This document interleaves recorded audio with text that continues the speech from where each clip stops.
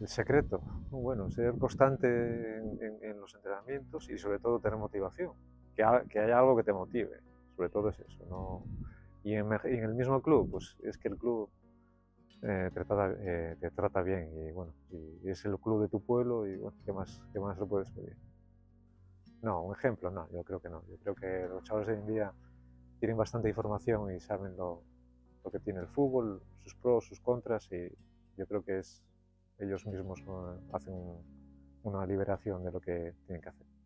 Claro, bueno, solo sea por los años que llevas y porque eres viejo, entonces claro, te mira un poco raro y tal y bueno, ahí tenemos un pesado que nos acaba de ir y un sitio menos que ocupar en el equipo. Supongo que no será eso todos, pero bueno.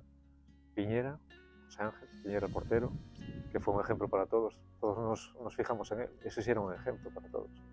Y David Marcos, que es un poco más joven que yo, también siguió conmigo hasta bueno, jugando hasta el año pasado. Sí, bueno. Eso es que el club los trata bien.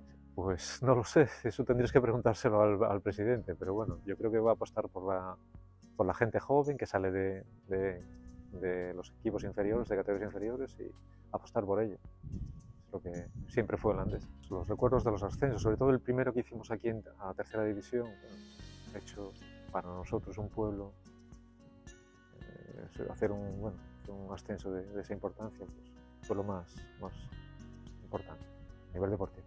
Sí, el primero con el Nazi fue un poco especial porque era la primera vez que jugamos los dos ahí en tercera división y bueno, fue especial. Sí, sí, sobre todo los descensos.